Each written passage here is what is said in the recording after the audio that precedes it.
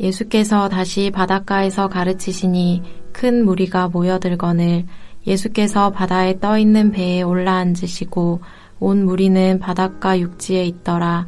이에 예수께서 여러 가지를 비유로 가르치시니 그 가르치시는 중에 그들에게 이르시되 들으라. 씨를 뿌리는 자가 뿌리러 나가서 뿌릴새 덜어는 길가에 떨어짐에 새들이 와서 먹어버렸고 덜어는 흙이 얕은 돌밭에 떨어짐에 흙이 깊지 아니하므로 곧 싹이 나오나 해가 돋은 후에 타서 뿌리가 없으므로 말랐고 덜어는 가시떨기에 떨어짐에 가시가 자라 기운을 막음으로 결실하지 못하였고 덜어는 좋은 땅에 떨어짐에 자라 무성하여 결실하였으니 30배나 60배나 100배가 되었느니라 하시고 또 이르시되 들을 귀 있는 자는 들으라 하시니라. 예수께서 홀로 계실 때에 함께한 사람들이 12제자와 더불어 그 비유들에 대하여 물으니 이르시되 하나님 나라의 비밀을 너희에게는 주었으나 외인에게는 모든 것을 비유로 하나니 이는 그들로 보기는 보아도 알지 못하며 듣기는 들어도 깨닫지 못하게 하여 돌이켜 죄 사함을 얻지 못하게 하려 함이라 하시고.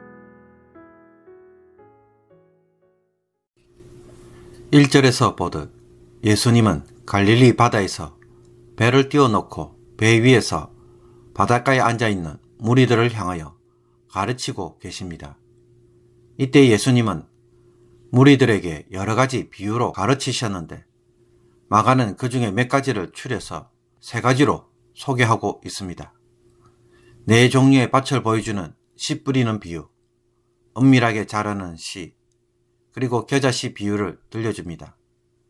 이 3가지 비유 모두는 전부 하나님 나라에 대한 비유입니다. 이 중 첫 번째 비유는 씨를 뿌리는 농부의 이야기로 시작합니다. 씨를 뿌리는 자가 밭으로 나가서 씨를 뿌릴 때 농부의 손에서 흩어진 씨들은 어떻게 뿌려질까요? 농부는 좋은 땅에 떨어지도록 뿌리지만 때론 바람에 흩어지는 씨들은 길가에 떨어지기도 하고 덜어는 흙이 얕은 돌밭에 떨어지며 또 덜어는 가시들기 속에 떨어지기도 합니다. 그래서 씨가 뿌려진 곳을 보니 4종류의 밭이 생겨날 수 있음을 보여주고 있습니다. 길가는 밭과 농부가 다니는 딱딱한 길 사이에 있는 곳입니다. 따라서 이곳은 흙이 거의 없기에 씨가 뿌리를 아예 내릴 수 없어서 배고픈 새들의 먹이가 될 수밖에 없습니다. 그리고 흙이 얕은 돌밭은 자갈이 많아서 자갈 사이에 흙이 조금 있을 뿐입니다. 씨가 이곳에 뿌리를 내리고 싹을 틔울 수는 있지만 자갈로 인해 제대로 뿌리를 내리지 못하고 양분도 바닥이 납니다. 특히 해가 나서 자갈을 뜨겁게 하면 달구어진 자갈의 열로 인해 새싹이 견디지 못하고 이내 말라 죽습니다. 다음으로 가시떨기의 밭은 흙이 충분히 있어서 쉽게 뿌리도 내리고 싹을 틔우며 어느 정도 성장합니다. 그러나 이 밭에 뿌려진 씨는 한계를 맞이합니다. 이 가시떨기로 인하여 위로도 올라가지 못하고 밑으로도 뿌리를 깊이 내리지 못하므로 성장을 하지만 열매까지는 맺지 못하고 중단하고 마는 것입니다. 그러나 좋은 밭에 떨어진 씨앗은 땅도 딱딱하지 않고 새도 없고 뿌리를 내릴 수 있을 정도로 흙이 풍부하고 성장을 가로막는 잡초도 없어서 30배, 60배, 100배까지 열매를 맺는 모습을 보여줍니다. 그러므로 씨 뿌리는 비유에서 말하고자 하는 초점은 어디에 있습니까? 농부가 뿌리는 씨는 아무런 문제가 없습니다. 그러나 이 씨가 어디에 뿌려졌는가에 따라 밭의 종류에 따라 열매를 맺느냐 못 맺느냐는 차이를 가져오고 있습니다. 4종류의 밭에 따라 씨의 운명이 달라지는 것입니다.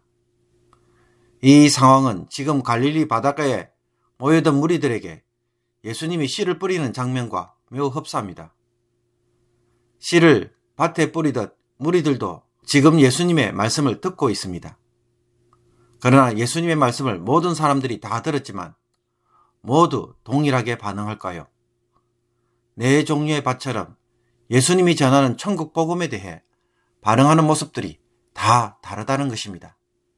그리고 무리들에게 예수님이 굳이 비유로 말씀하시는 이유가 무엇일까요? 예수님과 홀로 있을 때 제자들이 비유가 뜻하는 것이 무엇인지 그 비밀을 알려달라고 했을 때 예수님은 제자들에게 이렇게 말씀합니다. 하나님 나라의 비밀을 너희에게는 주었으나 외인에게는 모든 것을 비유로 하나니 이는 그들로 보기는 보아도 알지 못하며 듣기는 들어도 깨닫지 못하게 하여 돌이켜 제 사함을 얻지 못하게 하려 함이라. 이처럼 예수님이 말씀하시는 비유는 오늘날 우리가 이해하는 비유와는 다릅니다.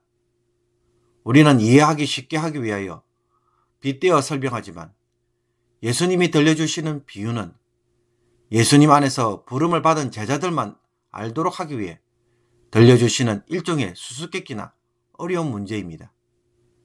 이것은 예수님을 따르지 않는 사람들에게는 어떤 식으로든지 감춰져 있다는 것입니다. 그러므로 감춰져 있으니 모르고 모르면 어떻게 행동합니까? 결국 자기 고집대로 자기 방식대로 살아갈 수밖에 없습니다. 그 결과 그 사람은 보지만 알지 못하고 듣지만 듣지 못하므로 하나님의 구원을 받지 못하게 됩니다. 영적으로 소경이 된 자는 계속 어둠 속에 처해질 수밖에 없는 것입니다. 이와 반대로 예수님을 따르는 자들은 어떻게 됩니까? 예수님이 무엇을 의미하는지 알고 있기에 더 잘 알게 되고 또 모른다고 할지라도 제자들처럼 예수님에게 물음으로 그 설명을 들을 수가 있습니다. 그렇다면 도대체 예수님이 왜 이런 식으로 천국 복음을 선포하실까요? 예수님이 하나님 나라의 비밀에 대해 선포하신다면 더 많은 사람들이 더 잘 이해할 수 있는 방식으로 전해야 하지 않을까요? 그러나 예수님이 비유를 통해 이와 같은 일을 하시는 이유는 예수님 안에 있는 사람과 예수님 밖에 있는 사람으로 구분하기 위함입니다. 외인에게는 모든 것을 비유로 하나니 예수님의 이런 구분은 우리로 하여금 무엇을 연상시킵니까? 비유를 통해 심판을 행하신다고 말할 수 있습니다. 출애굽 때에 하나님이 바로왕에게 하나님만이 하실 수 있는 10가지 재앙을 보여주었습니다. 이것은 바로왕에게 어떤 결과를 가져왔습니까? 바로왕은 하나님의 권능을 보고 회개한 것이 아니라 오로지 재앙으로 고통당한다는 사실에만 주목하므로 하나님에게 더 강력하게 대적하고 반응하는 모습을 보여주었습니다. 성경은 이것을 두고 하나님이 바로의 마음을 강팍하게 하셨다고 말합니다. 그 결과 바로왕에게는 심판이, 그러므로 바로왕은 심판을 받을 수밖에 없었습니다. 그런데 우리도 바로와 같은 마음을 가지고 있습니다. 과거 여러분이 공부를 할 때 아는 부분은 더 열심히 공부하지만 모르는 부분은 어떻게 대합니까? 모르니까 더 하기 싫어하고 잘 집중하지 않고 또 건너뛰려는 마음이 있었습니다. 또 누군가가 나에게 충고를 하면 그것을 통해 나의 부족한 것과 연약한 부분을 보강할 수 있는 기회로 보기보다는 나를 무시하고 해하려고 하는 목적으로 받아들이므로 강하게 반발했던 적이 있습니다. 그래서 끝까지 자기 고집대로 하다가 종종 실패하는 경우가 일어나는 것입니다. 신앙생활을 할 때 하나님의 말씀에 대하여 잘 모르는 경우 어떻게 해야 합니까? 열심히 듣고 배워야 하는데 우리는 모르니까 더 안 하려고 합니다. 우리의 이런 모습은 나도 모르게 길가밭, 돌밭, 가시밭이 되어가는 모습이라고 할 수 있습니다. 강박한 마음이라고 할 수 있습니다. 하나님의 말씀에 대해 모르니까 할 수만 있다면 하나라도 배우려는 마음의 자세가 좋은 밭이 될 것입니다. 그러므로 네 종류의 밭은 결국 사람의 마음의 상태입니다. 하나님의 뜻대로 행하는 자라야 예수님의 가족이 되는데 이들은 자기 생각과 고집을 내려놓지 않고 자기 생각으로 예수님의 말씀을 이해하려고 받아들이는 자들입니다. 그 결과 그들은 들어도 보아도 아무런 열매를 맺지 못하는 것입니다. 나는 예수님에 대해 잘 모르니까 이렇게 살아도 괜찮은 것이 아닙니다. 모르니까 더 간절히 찾고 예수님에게 배우고 예수님에게 물어야 합니다. 모르는데 아는 것처럼 하면 그 지식이 자기를 강팍하게 만들고 망하게 할 수 있습니다.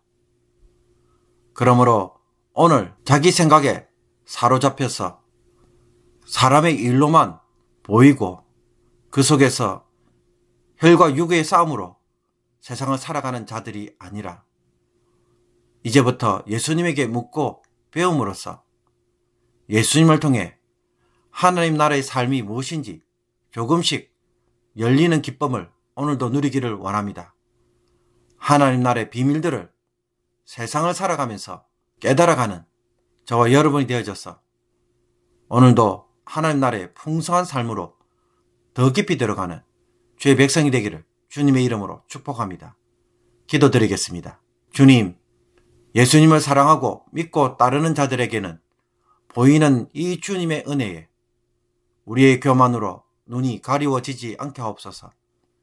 내 생각으로 판단하다가 스스로 실족하며 주님의 은혜가 없이도 살 수 있다는 생각으로 망하는 자가 되지 않게 하옵소서. 모르기에 자기 고집대로 하고 자기 판단대로 하다가 은혜에서 떨어진 사들이 너무나도 많습니다. 이제는 주님이 원하시는 대로 주님이 인도하시는 대로 순종하는 자들이 되게 하사 하나님 나라의 비밀이 열리는 은혜를 날마다 체험하게 하옵소서. 이 세상의 일이 아니라 이제는 하나님의 일을 보고 듣고 체험하는 삶이 되게 하여 주셔서 오늘도 주의 백성들이 이 세상에서 천국의 기쁨을 누리는 귀한 하루가 되게 하여 주옵소서. 성령께서 우리를 더 깊은 지혜로 인도하여 주옵소서. 예수 그리스도의 이름으로 기도하옵나이다.